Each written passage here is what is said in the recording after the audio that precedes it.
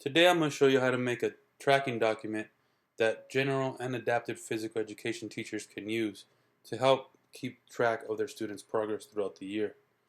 I will do this using the Numbers app on an iPad. First, we're going to start off by opening the Numbers app. When you open the app, your desktop screen will appear. We want to create a new spreadsheet on the top left button.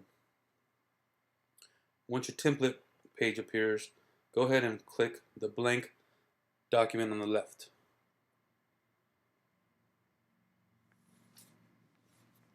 The first thing I like to do is set up how many cells and rows and columns that we need. For this one, we will use the amount of columns already in place, but for rows, just for this video, I'm going to set up a few less than what's here.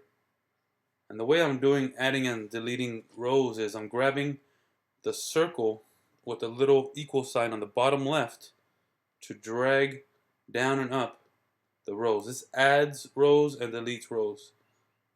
And there's same circles on the top right of the spreadsheet. I could add a column or delete a column by just sliding over. So we're going to leave those. We have 1, 2, 3, 4, 5, 6, 7, 8, 9 columns. So the first thing I would like to do is make this row a title row. I'm going to highlight the entire row, and this paste and merge will appear. I'm going to merge this, that way now it's one big cell. Once it's merged, I could double tap and type in anything I would like. For this, I'm going to type in pretest.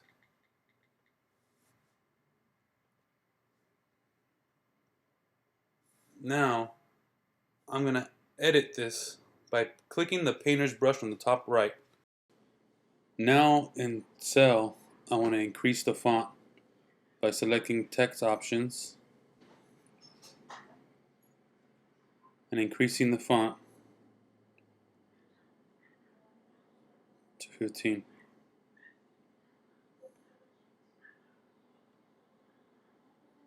Now press cell to go back, and now we're going to center justify,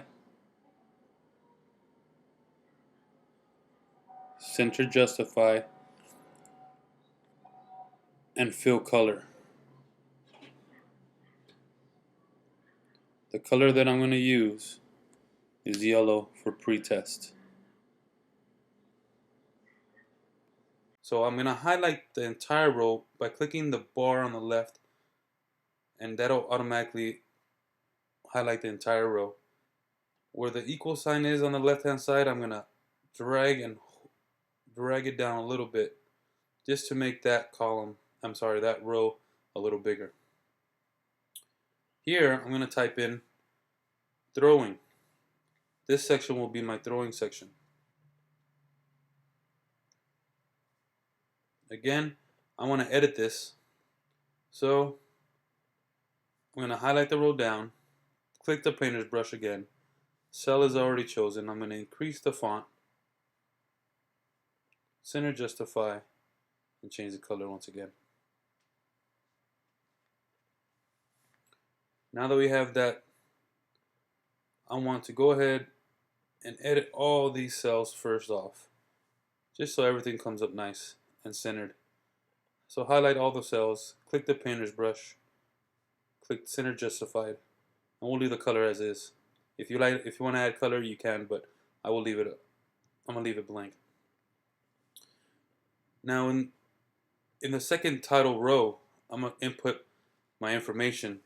For my class, I like using qualitative and quantitative data. So first I'm going to input my qualitative data. Along with qualitative data, I'm also going to use the level of prompt for my students with special needs.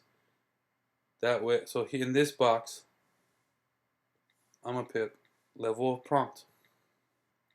Ball by ear.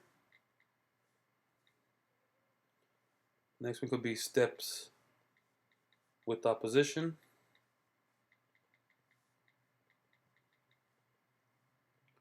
last one could be trunk rotation.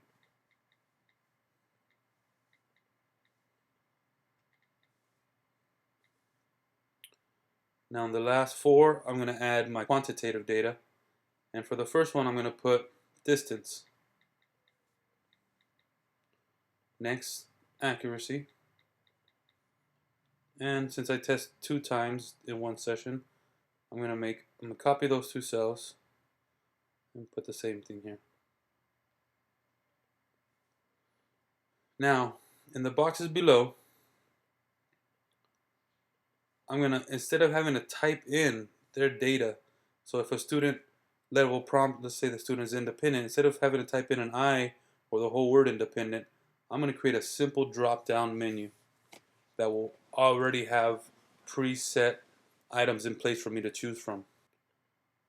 The first one will start off as a level of prompt. You select the cell you want, click the painter's brush, and hit Format. Now go down to Pop-up menu, and here we're gonna add an item. Eyes already in place, but now we're gonna add also eyes in place for independent. We're gonna also add in verbal VP for verbal or physical prompt, or PPP for partial physical prompt, or HOH for hand over hand for the more severe students. As you can see, the way I added the items was you just click Add New Item. If you need to delete an item, you just click the red circle with the minus sign and delete. Now on the bottom it says first item or blank. It's gonna have first item always checked at first. We want to click the blank. That way the cell won't always have the very first item in place automatically. So it'll be the cell will be blank. So now we go to that cell and we have this pop-up menu that appears with our preset items in place for us to choose from. Now that one is set, we could copy this cell, and we want the cells below it to have the same menu.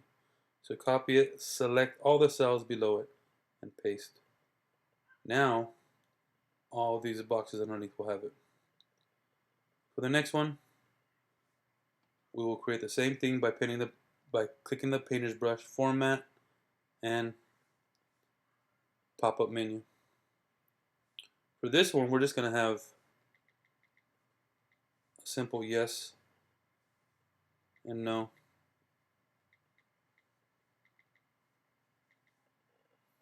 And I like adding NA for not applicable. And again, don't forget to click the blank, so yes is not always appearing. There's that. We did it correct. Highlight this box, copy it. The same criteria I want for the next 2 columns, so I'm just going to highlight all of those and paste them all. Did it right. The pop-up menus will appear.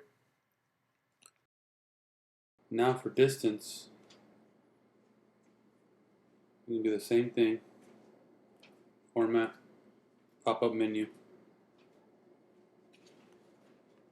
And for this video, we're going to do just 3 of them, but in the original document, we set up many distances. But for this one, we'll just do 5, 10, and 15.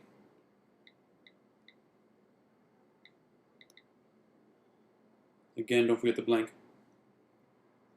And you could add as many as you want. But like I said, this was just a video to save time. So we did it right. Now for accuracy, do the same thing. Paintbrush, Format, pop-up menu. We'll input some accuracy scores. You could have as many as you want, as precise as you want. And I normally have 20, 40, 60, 80, 100. For this, we'll just do 3. Blank on the bottom. Alright, so those two are correct. Now we're going to highlight both of those since they're both done already. Copy. And then paste down.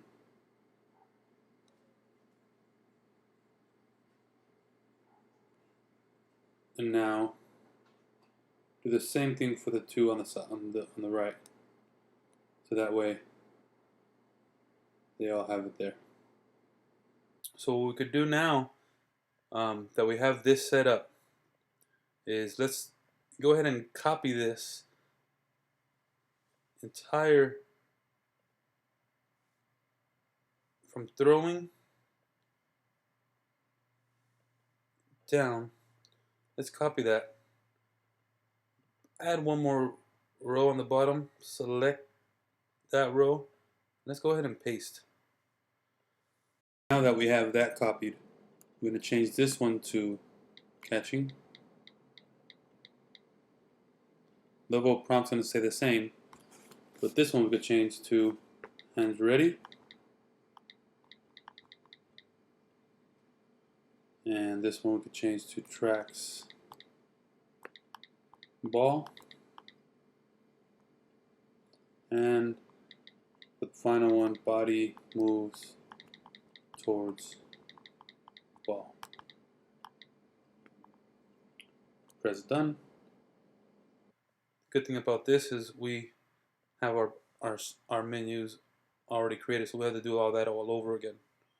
It's a simple yes, no, and the prompts are still the same. So now what we want to do, we're going to link up the cells so it automatically fills in the names. And the way we do that is we're going to highlight the cell underneath catching, double click it for the keyboard to pop up. There's an equal sign that's next to the green T next to the cursor blinking. You're going to press that equal sign. This is the function menu. It's waiting for you to tell it a command or input a command.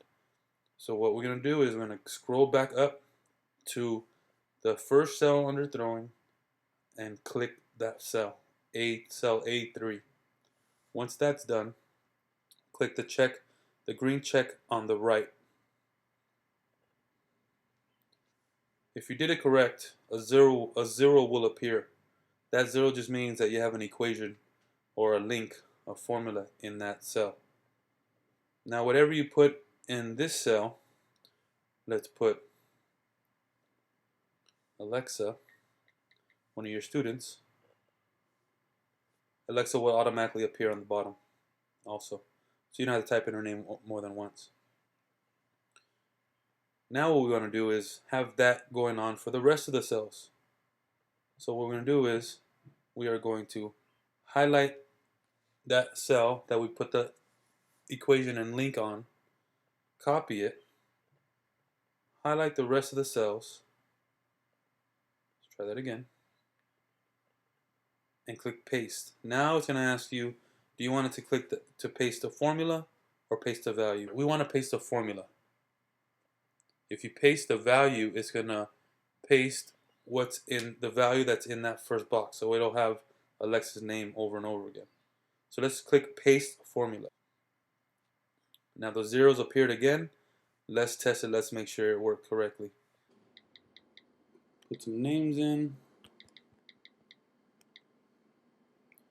And these you put in once, and they should be copying to those other cells.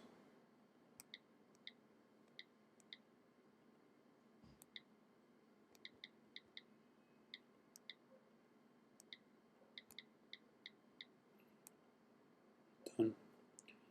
And now they've copied to the other cells. So this is the end of part 1 of this how to make a tracking document. Look for part 2, which will continue with the same document, making the formulas to create the individual student sheet.